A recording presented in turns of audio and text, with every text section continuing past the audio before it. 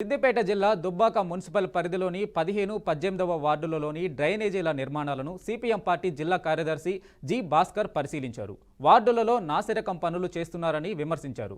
నాణ్యతా ప్రమాణాలు పాటించని కాంట్రాక్టర్లకు లబ్ధి చేకూరే విధంగా అధికారులు వ్యవహరిస్తున్నారని ఆరోపించారు. దుబ్బాక మున్సిపల్ పరిధిలో అంతటా కూడా ఇదే పరిస్థితి కొనసాగుతుందని తెలిపారు. ప్రజల సొమ్మును దుర్వినియోగం చేయకుండా నాణ్యతా ప్రమాణాలు పాటించే విధంగా చర్యలు చేపట్టాలని డిమాండ్ చేశారు.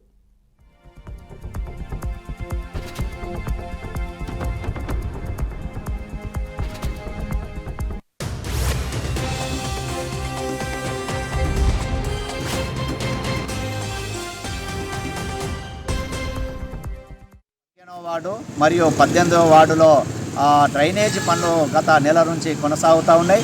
ఆ డ్రైనేజ్ పనులలో ఎలాంటి నాణ్యత ప్రమాణాలు పాటించడం లేదు. వాటికి తోడు 15వ వార్డులోకి ఎంటర్ అయ్యే దగ్గర డ్రైనేజ్ పైన స్లాబ్ వేసినటువంటి పరిస్థితి ఉంది. నెల రోజులు కూడా పూర్తి కాకముందే ఆ స్లాబ్ పైన ఉన్నటువంటి సిమెంటు మొత్తం పోయి కంకర తేలినటువంటి పరిస్థితి ఉంది. ఈరోజు పొక్కలు పడేటువంటి పరిస్థితి కూడా ఆ స్లాబ్ పైన కనబడతా ఉంది. అంటే స్లాబులు పోసి నెల రోజులు కాకుండా పూర్తిగా చెడిపోతున్నటువంటి పరిస్థితి, అంటే క్వాలిటీలో ఎంత నాణ్యత ఉందో ఇది పరిశీలనలో కనబడతా ఉంది.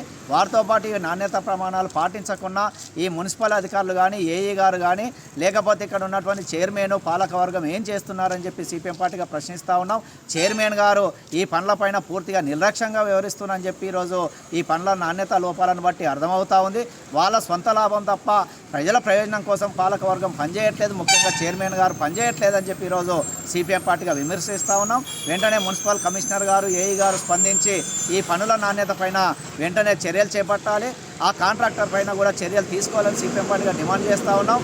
ఈ నాణ్యత ప్రమాణాలు పాటించకుండా పనులు చేస్తున్నటువంటి కాంట్రాక్టర్ల లైసెన్స్లను కూడా రద్దు చేయాలని చెప్పి సిపిఎం పార్టీగా డిమాండ్ చేస్తూ ఉన్నాం.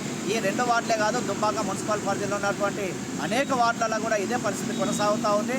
ఇలా పన్నుల వసూలు చేసే దాంట్లో ఉన్నటువంటి సీరియస్నెస్ ఈ పన్నుల నిర్మాణంలో ఎందుకు ఉండట్లేదని చెప్పి అధికార పార్టీని అడగదలుచుకున్నాం. 15వ వార్డు